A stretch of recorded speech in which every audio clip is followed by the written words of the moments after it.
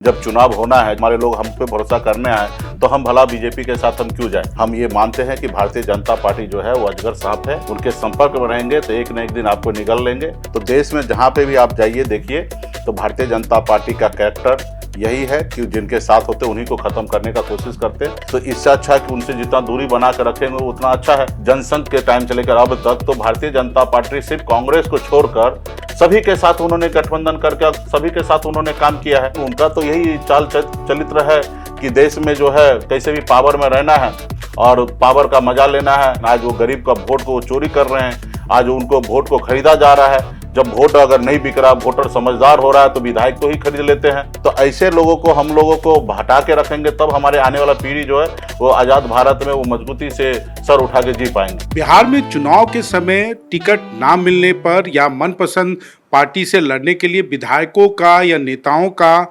इधर से उधर जाना यानी कि दल बदल करना आम बात है। लेकिन हर बार विधानसभा चुनाव हो या लोकसभा चुनाव, खासकर दो पार्टियों को लेकर, एक चिराग पासवान की लोक जनशक्ति पार्टी और मुकेश सहनी की वीआईपी को लेकर काफ़ी राजनीतिक अटकलें तेज होती है कि इस बार वो किस गठबंधन का हिस्सा होंगे। हमारे साथ वीआईपी पार्टी के कर्ता धर्ता मुकेश सहनी हैं।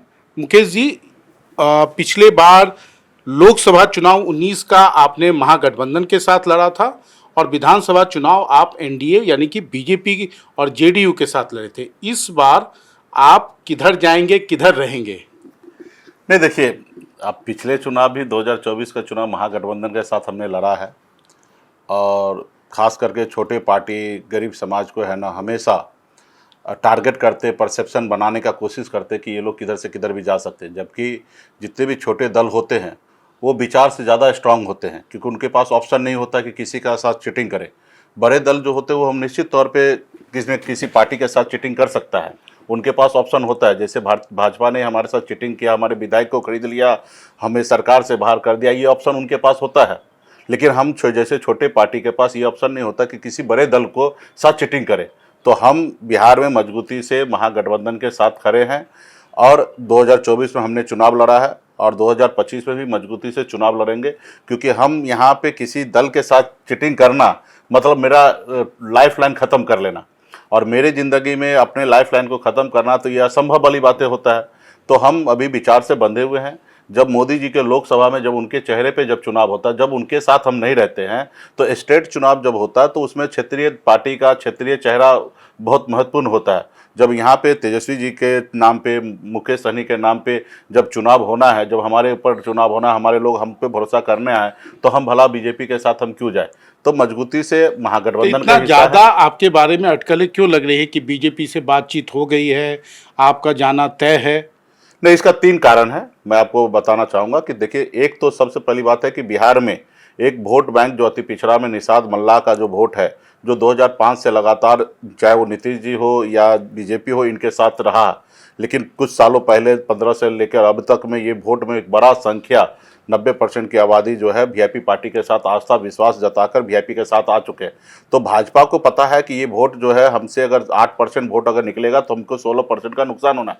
तो जस्ट उस समय समय पर अपने कार्यकर्ता को खुश करने के लिए उनको बता रहे हैं, मैसेज दे रहे हैं कि आप कमज़ोर अपने आप को मत समझो, हम मुकेश सहनी को ला रहे हैं। तो एक तो अपने लोगों के बीच में एक मैसेज देने का काम कर रहे हैं। बिहार में जब सर्वे होता है तो उसमें भी ढूली मूली स्थिति में सर्वे होता है। अगर एक साथ वन साइड जैसे आरजेडी का यादव वोट वन साइड अगर दिखता है तो निश्चित तौर पे बीजेपी के लिए परेशानी खड़ा होता है। तो वो एक मैसेज देने का काम हमेशा करता और निषाद समाज में एक मैसेज भेजने का कोशिश करता कि हम मुकेश सहनी के साथ लगातार लगे हुए हैं।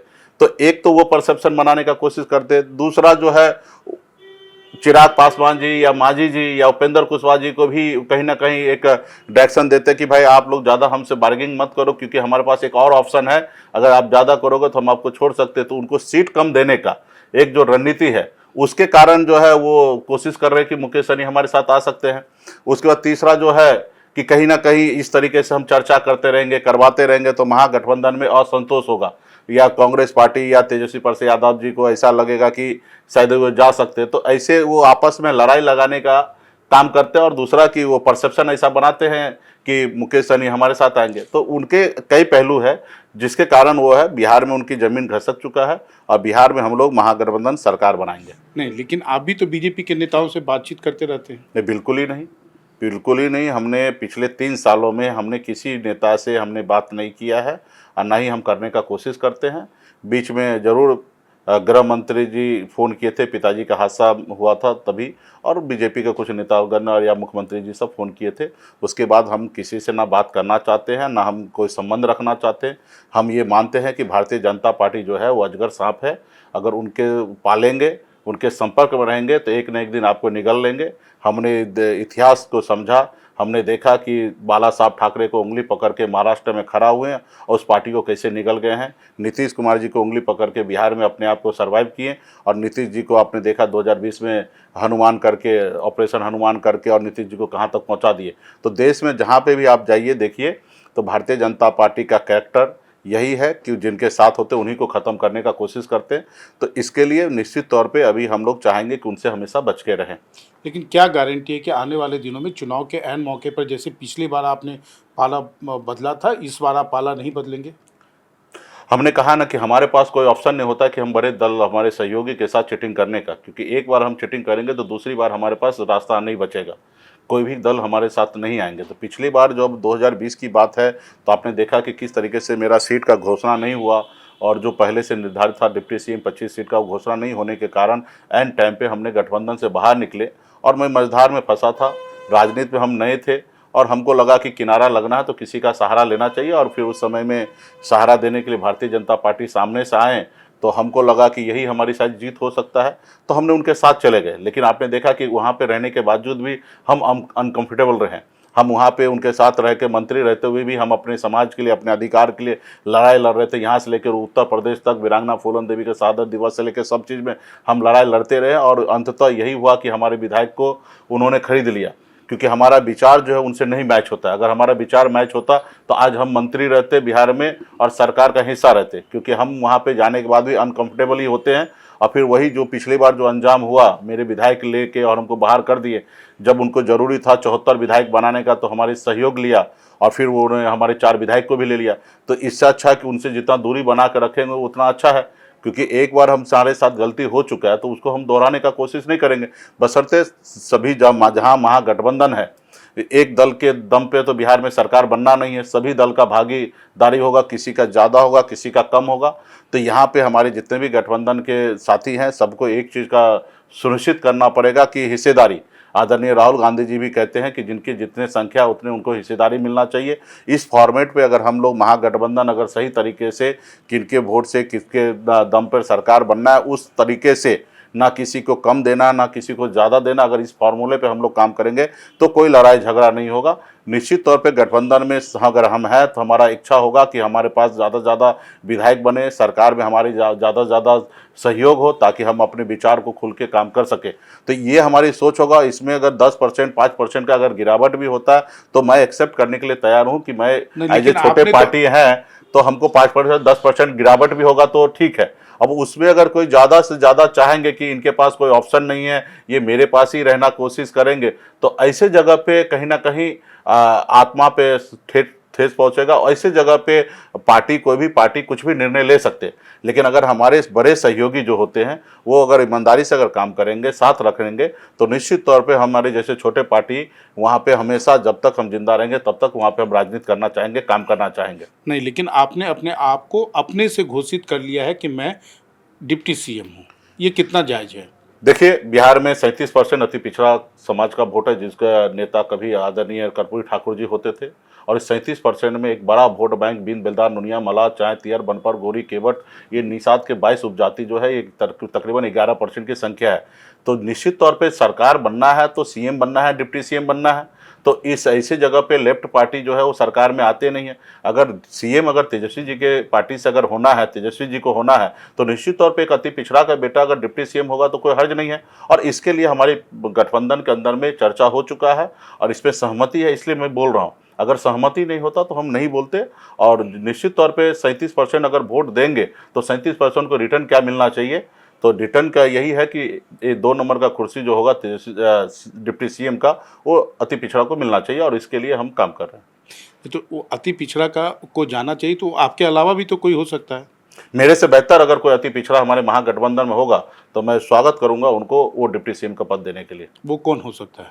वो तो हमारे गठबंधन के साथी डिसाइड करेंगे, जनता डिसाइड करेंगे कि हमारे पास अगर महागठबंधन में अति पिछड़ा समाज में कोई मुकेश सहनी के जैसे लीडरशिप जिनके पास होगा, या उनके अपील पे लाखों लोग एक गांधी मैदान में या कहीं पे भी सभा में पहुंच सकता है, तो उन लीडर क्वालिटी उनमें होगा तो निश्चित तौर पर हम स्वागत करते हैं उनको हम बनाने के लिए। अच्छा, आपने बीजेपी के साथ भी काम किया है, आरजेडी के साथ भी काम किया है, सभी पार्टियों, कांग्रेस के साथ भी आपका एक अपना एक एक्सपीरियंस है, दोनों में अंतर क्या है?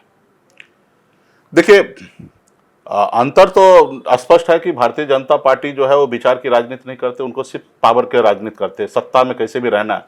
अगर हिंदुस्तान में देखिएगा तो सभी पार्टी के साथ वो गठबंधन कर चुके हैं। शायद कोई पार्टी हिंदुस्तान में जो बचे होंगे जिनके साथ वो गठबंधन नहीं किए होंगे या उनको समर्थन नहीं दिए होंगे, उनका अपना कोई विचार नहीं है।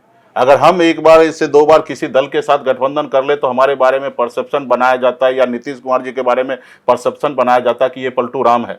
लेकिन आप अगर देखा जाए इतिहास लेके देखिए, जनसंघ के टाइम से लेकर अब तक, तो भारतीय जनता पार्टी सिर्फ कांग्रेस को छोड़कर सभी के साथ उन्होंने गठबंधन करके सभी के साथ उन्होंने काम किया है।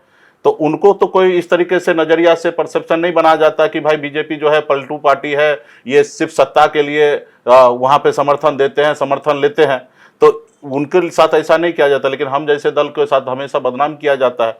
तो खैर उनकी पार्टी है, लेकिन उनका तो यही चाल चलित्र है कि देश में जो है कैसे भी पावर में रहना है और पावर का मजा लेना है, बड़े बड़े उद्योगपति को फायदा देना है, उसके बदले में चंदा लेना है। आज देश के सबसे बड़े पार्टी जो है, दुनिया का सबसे ज़्यादा पैसा भारतीय जनता पार्टी के पास है। आज उस तरीके से कॉर्पोरेट जिस तरीके से कंपनी चला जाता, उसी तरीके से राजनीति को करते हैं। बाबा साहब भीमराव अंबेडकर जी का ये सोच नहीं था, संविधान जो बनाए उसमें गरीब को मालिक बनाया गया था, लेकिन आज वो गरीब का वोट को चोरी कर रहे हैं। आज उनको वोट को खरीदा जा रहा है। जब वोट अगर नहीं बिक रहा, वोटर समझदार हो रहा है, तो विधायक को ही खरीद लेते हैं। तो इस तरीके से जहाँ पे उनको जनता उनको वोट नहीं देना चाहते, तो वहाँ वोट चोरी करके बना रहे हैं। तो ये तो कहीं ना कहीं हमारे लोकतंत्र का आत्मा पे चोट है। कहीं ना कहीं बाबा साहब भीमराव अंबेडकर जी का संविधान को दुरुपयोग किया जा रहा है। तो ऐसे लोगों को हम लोगों को हटा के रखेंगे, तब हमारे आने वाला पीढ़ी जो है वो आज़ाद भारत में वो मजबूती से सर उठा के जी पाएंगे। मुकेश जी, आप बोलते हैं अति पिछड़ा समुदाय से आते हैं, लेकिन ये भी माना जाता है कि नीतीश कुमार ने अपने 20 साल के शासन में अति पिछड़ा समुदाय के लिए हर स्तर पर काफ़ी कुछ किया है, जिसके कारण जो उसका बड़ा एक आप कह सकते हैं सहानुभूति और वोट, जो वोट का जो चंक है वो जेडीयू को जाता है। नहीं, ठीक है, आपने सही कहा कि लालू जी को हटाना था, तो बिहार में अति पिछड़ा समाज या अन्य समाज के लोगों ने नीतीश जी को समर्थन दिया। 2005 में सरकार बना और उन्होंने अच्छा काम किया। 2010 तक उन्होंने अच्छा काम किया, अपने दम पर उन्होंने बिहार में सरकार बनाया। उसके बाद अगर आप देखिएगा तो इस वोट में बहुत बड़ा गिरावट रहा। 2020 में लालू जी के दम पे सरकार बना, ना ही कि नीतीश जी के दम पे सरकार बना। वो एक परिस्थिति ऐसा बना जो बिहार में मुख्यमंत्री नीतीश जी बने थे। या 2020 में भी आप देखिएगा तो बहुत कांटे की लड़ाई रहा, 37% वोट पे वो अटक गए, जबकि वहाँ पे वीआईपी पार्टी का वोट रहने के बाद भी सिर्फ मात्र 12,000 का डिफरेंस रहा। और वहाँ पे जैसे तैसे सरकार बनाया गया, ठीक है। वहाँ पे भी 42 विधायक पे सरकार बनाए हैं, वो अनुकंपा पे सरकार बना है, ठीक है।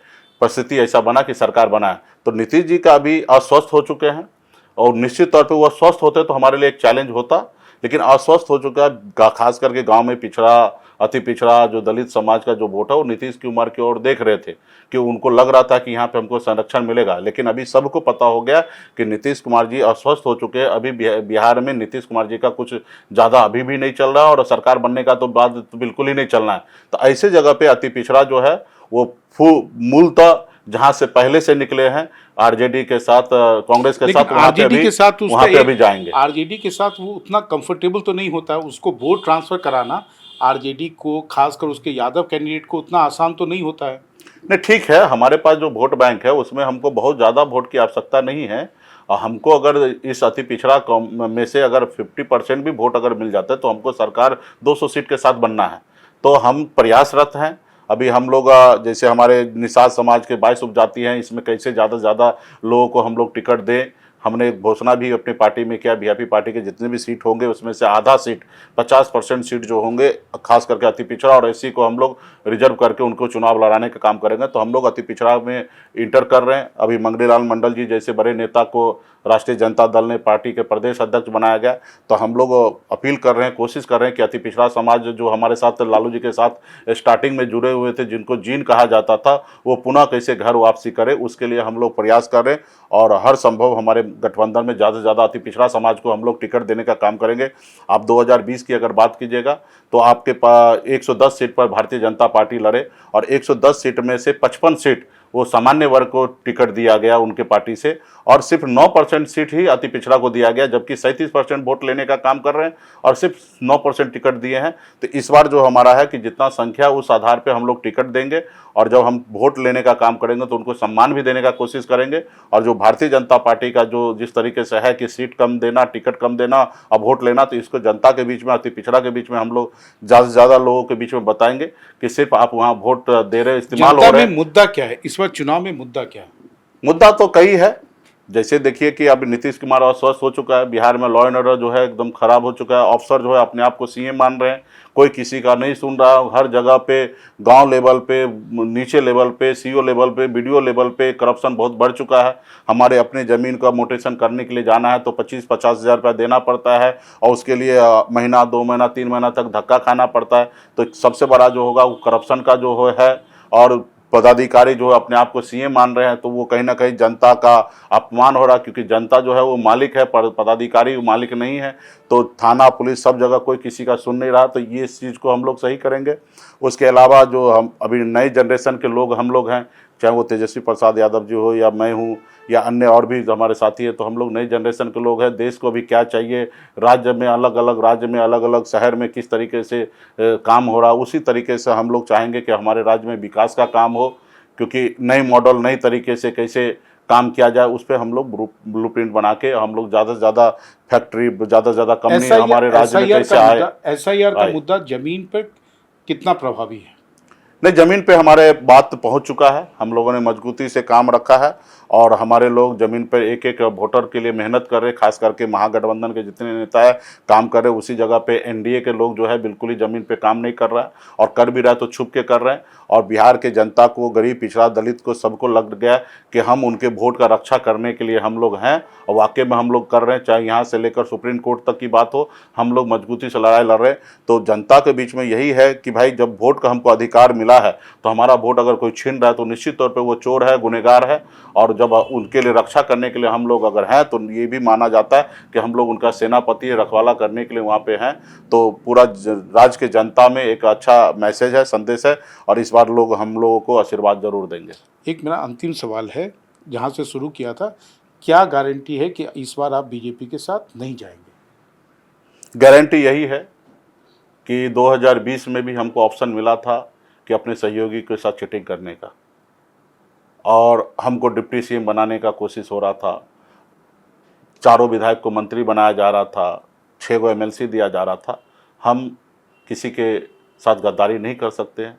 हम जिनके साथ हैं उनके साथ मजबूती से रहने का हमेशा प्रयास करते। हमने कहा कि मेरे पास, बड़े लोगों के पास ऑप्शन होता है कि हमारे साथ चीटिंग कर सकता है, लेकिन हमारे पास कोई ऑप्शन नहीं होता कि हम चीटिंग करेंगे। अगर हम 2020 में अगर हम चीटिंग करते तो 2024 में तेजस्वी प्रसाद यादव जी हमसे गठबंधन नहीं करते। तो हम कहीं ना कहीं ईमानदार थे, इसलिए मजबूती से 2024 में चुनाव में गठबंधन हुआ। 2021 में भी 22 में भारतीय जनता पार्टी ने मेरे साथ चीटिंग किया, इसलिए आज वो राह देख रहा है कि कैसे भी मुकेश सहनी मेरे साथ आ जाए, मैं मुकेश सहनी के नाव पे बैठ जाऊं ताकि हम पार लग जाए। तो ये हमारी ईमानदारी है और हम ईमानदारी के साथ हम काम कर रहे हैं। और हम पिछड़े समाज के लोग हैं, हमको पता है कि हमारी ताकत क्या है, हम मंजिल क्या है। हमारा जो पार्टी का उद्देश्य है, पार्टी का जब जन्म हुआ एक आंदोलन से हुआ, और उस आंदोलन का मुख्य मांग है, लड़ाई है निषाद समाज को आरक्षण मिलना। जब बंगाल में आरक्षण है, दिल्ली में आरक्षण है, तो बिहार में क्यों नहीं मिलना चाहिए? और ये आरक्षण देने का जो काम है भारत सरकार के, केंद्र सरकार को देने का काम है। और पिछले 11 साल से उनके साथ रहकर उन्होंने नहीं दिया, उनके साथ हाथ जोड़कर, पैर जोड़कर हमने हमेशा ये आग्रह किया, नहीं किए। तो अभी उनका समय भी ख़त्म होने के लिए जा रहा हूँ। अगर मैं वहाँ पे जाता हूँ तो कहीं ना कहीं हमारे अपने जो वोट है उनको हमको जवाब देने में बहुत परेशानी होगा। तो ये सब चीज़ देखकर हम अपना इमेज, क्योंकि हमको 35 साल की राजनीति करना है, और मैं ऐसा कोई भी काम नहीं करूंगा जो कल जाके हमको जनता के बीच में फेस करना पड़ेगा या हमारे अपने लोगों के बीच में हम गुनहगार साबित होंगे। हमको कामयाबी हासिल करने में हो सकता है 2 साल, 5 साल, 10 साल लग जाए, लेकिन हम ईमानदारी से काम इसलिए करना चाहेंगे क्योंकि कल हमारे ऊपर कल उंगली ना उठे। तो हम प्रयास हमेशा हमारा रहेगा कि हम जहाँ रहें मजबूती से रहें, ईमानदारी से रहें, और लंबा जब हमें राजनीति करना है तो यहाँ पे हम कभी किसी के साथ गलत ना करें, ताकि हमारे लिए हमेशा रास्ता खुला रहे।